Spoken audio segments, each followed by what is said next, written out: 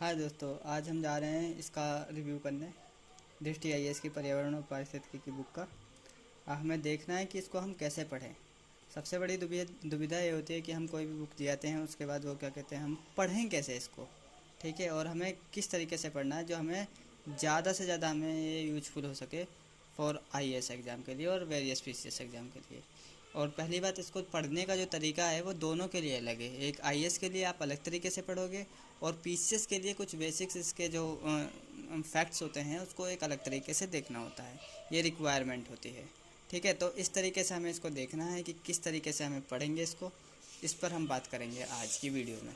ठीक है, तो आप देख सकते हैं कि इसमें क्या क्या कंटेंट है। ठीक है, पहले इसका प्राइस बता देता हूँ मैं कितना है। तो प्राइस इसका आप देख सकते हैं कि 380 रुपये है, जो मुझे मिल गई थी 350 तक दुकान पर। ठीक है, तो आप इसको ऑनलाइन ना ख़रीद कर ऑफलाइन दुकान पे ही ख़रीदें जाकर, तो आपको सस्ती मिलेगी।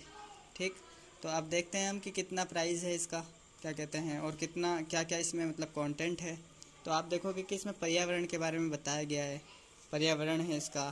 ठीक है, पर्यावरण हो गया, और क्या कहते हैं, आप इसको पढ़ने का तरीका क्या है कि पर्यावरण के बारे में आप एक बेसिक मूल धारणा बना लो कि पर्यावरण क्या है। इसमें आप पढ़ोगे कि मतलब पर्यावरण है जैविक अजैविक पर्यावरण। ठीक है, उसमें कौन कौन से उसके कंपोनेंट होते हैं, कौन कौन से घटक होते हैं। ये सब जब आप पढ़ लोगे तो आपको एक गहन समझ हो जाएगी पर्यावरण से रिलेटेड। हालांकि ये पोर्शन जो है ज्योग्राफी की बुक्स जो हैं उसमें भी होता है। जो ज्योग्राफी की एनवायरनमेंट की जो 11वीं क्लास की बुक है, और एनवायरनमेंट की जो आप देखोगे 7वीं क्लास की बुक है, उसमें भी आपको ये ओवरऑल लगभग कंप्लीट हो जाता है। लेकिन फिर भी यहाँ पे एक, क्योंकि ये कंबाइंड है एक जगह पर है, तो आप पढ़ लेना आपके लिए उचित रहेगा। उसके बाद क्या कहते हैं, जीवमंडल और बायोम के बारे में बताया गया है। ठीक है, तो यहाँ पे बायोम्स के बारे में जो बताया गया है, तो इसमें आप देखोगे कि वेरियस जो हैं, इसमें हम देखेंगे कि वेरियस हमारी क्या कहते हैं, जैविक समुदाय समुदाय अभिलक्षण, मतलब किस किस तरीके की स्पीसीज़ होती हैं। ठीक है, और बायोस्फीयर कितने टाइप के होते हैं, ये सारी चीज़ इसमें बताया गया है। फाउंडेशन प्रजाति, संकेतक प्रजाति, अम्ब्रेला प्रजाति, इन सब चीज़ों के बारे में आपको बेसिक समझ दी गई है। इसको भी पढ़ने का ये है कि मतलब आप अगर पढ़ रहे हो फाउंडेशन प्रजाति, जैसे कि कोरल रीफ होती है, इसमें बताया गया है, तो उसमें क्या कहते हैं, आपको याद रखना है कि कौन सी फाउंडेशन प्रजाति है, उसकी क्या करेक्टरिस्टिक्स हैं, विशेषताएं क्या हैं उसकी।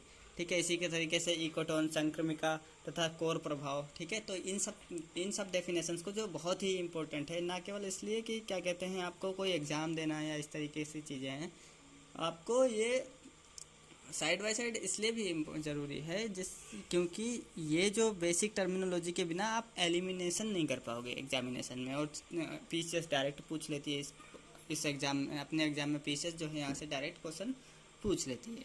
ठीक है, और आईएएस में भी क्वेश्चन आए हुए हैं प्रीवियस ईयर में इससे रिलेटेड। फिर पारिस्थितिकी एंड पारिस्थितिकी तंत्र, ये बहुत ही इंपॉर्टेंट चैप्टर है। जो तीसरा चैप्टर है वो बहुत इंपॉर्टेंट है, पारिस्थितिकी और पारिस्थितिकी तंत्र। आप देखोगे इसमें कि क्या कहते हैं, हमने देखा इसमें पारिस्थितिकी तंत्र है, पारिस्थितिकी तंत्र की विशेषताएं, पारिस्थितिकी तंत्र के घटक, पारिस्थितिकी तंत्र से संबंधित नियम, पारिस्थितिकी तंत्र के प्रकार, वनों का महत्व, प्रवाल भित्ति पारितंत्र, मॉन्ट्रेक्स रिकॉर्ड और मैग्रोव पारितंत्र। ये बहुत इंपॉर्टेंट कौन है। भारतीय वन तंत्र को आप स्किप कर सकते हो इधर से, भारतीय वन तंत्र को ना पढ़ें यहाँ से, क्योंकि ये जो चीज़ है ये सीधे सीधे जो एनसीईआरटी है 11th क्लास की ज्योग्राफी के, वहीं से लिया गया है ये।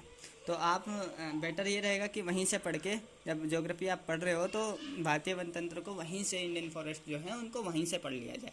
ठीक है, लेकिन एक इसमें एक पोर्शन आता है जो रिलेटेड होता है आपका विश्व वन से। जैसे कि मान लो जो शीतोष्ण कटिबंधीय वन है, या पश्चिमी जो मतलब पर्णपाती वन वगैरह हैं, और क्या कहते हैं भूमध्य रेखीय वन होते हैं, इन सब चीज़ों के बारे में आपको यहाँ से जान लेना चाहिए, क्योंकि वहाँ से डायरेक्ट यूपी पीसीएस बीपीएससी वगैरह क्वेश्चन बना लेते हैं।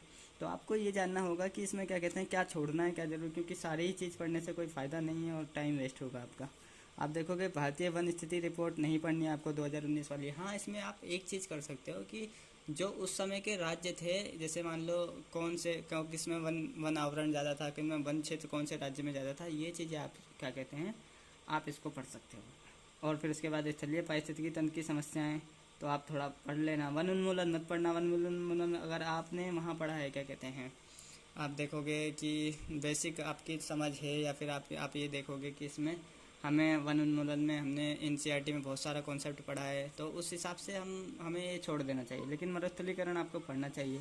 ठीक है, फिर सुपोषण, यूट्रोफिकेशन, ये जो चीज़ें हैं ये आप देखोगे, आप प्रीसीएस ने डायरेक्ट क्वेश्चन पूछ रखा है इस पर। ठीक है, सेवाल, हानिकारक सेवाल ब्लूम, ठीक है, रेड टाइड, ये सब पढ़ना है आपको अच्छे से। उसके बाद पारिस्थितिकी तंत्र के प्रकार, बहुत इंपॉर्टेंट चैप्टर है।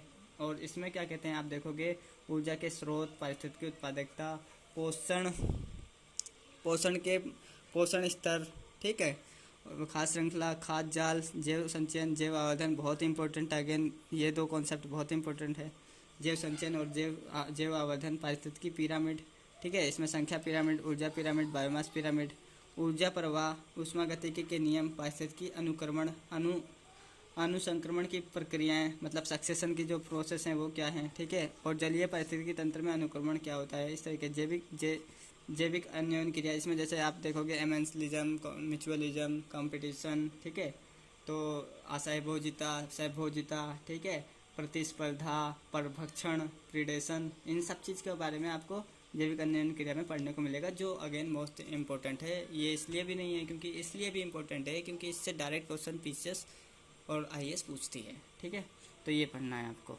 और इसके उदाहरण भी आपको देखते रहना है। पारिस्थितिकी दक्षता, ये भी पढ़ना है आपको अच्छे से, मतलब ठीक है। पारिस्थितिकी तंत्र में पदार्थों का संचरण, हालांकि ये जो बेसिक कॉन्सेप्ट है आपको वहाँ से मिल जाता है, जो आपकी 11th क्लास की भारत का भौतिक पर्यावरण नाम की जो पुस्तक है, उधर आपको ये पढ़ने को मिलता है। ठीक है, लेकिन आप जो है इसको पढ़ लेना है यहाँ से, क्योंकि यहाँ पर एडिशनल नॉलेज है, खास करके जो नाइट्रोजन साइकिल है वो बहुत इंपॉर्टेंट है, वहाँ पढ़ लेना। उसमें कौन से बैक्टीरियाज काम करते हैं, कौन से, ये ये जो है क्या कहते हैं, ये जो है आप देखोगे पीसीएस के लिए इम्पोर्टेंट है। ठीक है, तो उसमें कौन से जो बैक्टीरियाज है, सीडोमोनास, ठीक है, बहुत सारे जो बैक्टीरियाज हैं उसके बारे में आपको जानने को मिलेगा, तो यहाँ से ये जरूर पढ़ लेना। नाइट्रोजन चक्र बहुत ज़रूरी है इसमें।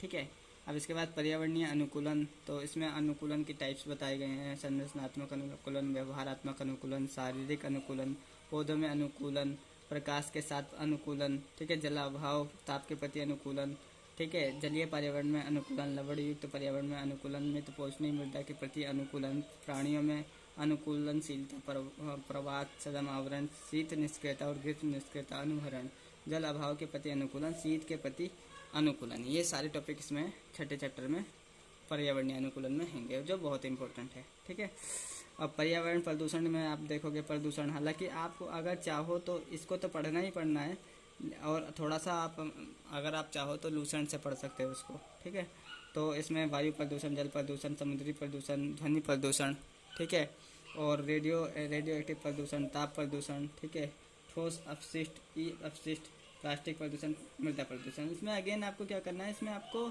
लिंक्स ढूंढने हैं, जैसे किस तरीके से वायु प्रदूषण जो है जल प्रदूषण को भी प्रभावित कर रहा है, या फिर एक लिंक्स ढूंढना है कि मतलब जैसे कुछ इम्पैक्ट है, जैसे मान लो आर्थिक प्रभाव पड़ेगा, किसी भी स्वास्थ्य पर प्रभाव पड़ेगा किसी भी प्रदूषण को होने के बाद। ठीक है, तो इस तरीके का जो लिंक ढूंढना है, उसके बाद एक कॉमन मतलब समझ बनाकर उसको कोशिश करना है कि अगर आंसर राइटिंग में आता है, क्योंकि ये टॉपिक जो है आपका मेंस में मतलब मेंशन है यूपीएससी और यूपीपीसीएस वगैरह के, तो इस वजह से क्या कहते हैं आप इसको पढ़ो ढंग से। जैव उपचार में पढ़ना है आपको, बहुत अच्छे से पढ़ना है जैव उपचार। ठीक है, क्योंकि ये बहुत इंपॉर्टेंट है। ठीक है, पर्यावरणीय प्रभाव आकलन, ये भी आपका टॉपिक जो है सीधे मेंस में मेंशन है, तो मेंस में जब मेंशन है ये टॉपिक भी, तो इसको भी आपको ढंग से पढ़ना है। पर्यावरणीय प्रभाव आकलन में सामान्य परिचय है इसका, पर्यावरणीय प्रभाव आकलन का विकास क्रम है, भारत में पर्यावरणीय प्रभाव आकलन का इतिहास है, पर्यावरणीय प्रभाव आकलन की प्रक्रिया, पर्यावरणीय प्रभाव आकलन के घटक, रणनीतिक पर्यावरण आकलन, भारत में पर्यावरणीय प्रभाव आकलन की कमियां और सुझाव।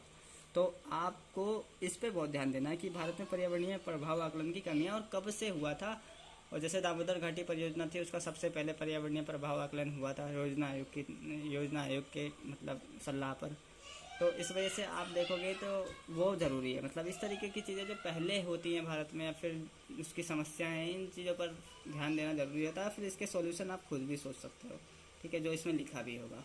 आप इधर आओ, आप देखोगे यहाँ पर भारत में पर्यावरण संरक्षण, तो इसमें पर्यावरण संरक्षण में जो है आप देखोगे पर्यावरण संरक्षण में यहाँ पर महात्मा गांधी, इंदिरा गांधी, मेधा पाटकर और अरुंधति रॉय, राजेंद्र सिंह, मेनका गांधी, जीडी अग्रवाल, सलीम अली, डॉक्टर वंदना शिवा, प्रोफेसर माधव गाडगिल, अनिल कुमार अग्रवाल, प्रमोद पाटिल, आनंद कुमार। मुझे लगता है कि ये चीज़ें जो हैं आप छोड़ सकते हो, ये विभिन्न जो ये है इसको छोड़ सकते हो। हालांकि पीसीएस एग्जाम में इम्पोर्टेंट हो जाता है, लेकिन उसमें ज़्यादा इम्पोर्टेंट यह है कि पर्यावरण, भारत में पर्यावरण संरक्षण के लिए दिए जाने वाले फेलोशिप और पुरस्कार, ये ज़्यादा इम्पोर्टेंट है। तो इस तरीके से ये करना ज़रूरी है। तो इस तरीके से आप देखोगे कि ये हो गया आपका। तो इसमें क्या कहते हैं आपको, मतलब ये जो है पुरस्कार से के बारे में बहुत अच्छे से पढ़ना है। जैसे अमृता देवी विष्णोई वनजीव पुरस्कार, इंदिरा प्रियदर्शनी मृत पुरस्कार, ठीक है, मेदिनी पुरस्कार योजना, प्रदूषण निवारण के लिए राष्ट्रीय पुरस्कार, जैव विविधता हेतु पीताम्बर पंत राष्ट्रीय पर्यावरण फेलोशिप और बीपी पाल राष्ट्रीय पर्यावरण फेलोशिप, डॉक्टर सलीम अली राष्ट्रीय वनजीव फेलोशिप पुरस्कार, राजीव गांधी वनजीव संरक्षण पुरस्कार, मरुभूमि पारिस्थितिकी फेलोशिप, इंदिरा गांधी पर्यावरण पुरस्कार, श्री कैलाश सांखला राष्ट्रीय वनजीव फेलोशिप पुरस्कार, स्वच्छ प्रौद्योगिकी के लिए राजीव गांधी पर्यावरण पुरस्कार, पर्यावरण नैतिकता, कॉर्पोरेट पर्यावरण नैतिकता, राष्ट्रीय पर्यावरण जागरूकता अभियान। ये सारी चीज़ जो है आपको अच्छे से पढ़नी है इस चैप्टर में। इसमें खास करके जो पुरस्कार हैं उनको अच्छे से पढ़ना है, क्योंकि यहाँ से डायरेक्ट क्वेश्चन पूछे जाते हैं दोनों ही परीक्षाओं में, यूपी पीसीएस और पीसीएस की भी, और आप देखोगे कि कहीं ना कहीं आईएएस की परीक्षा में भी पूछे जाने के चांस ज़्यादा रहते हैं, और इंटरव्यू में भी ये कहाँ पता है। अब आता है बहुत ही इंपॉर्टेंट टॉपिक जो है जैव विविधता, ये मेंस में है। 10वां चैप्टर इसका जैव विविधता है।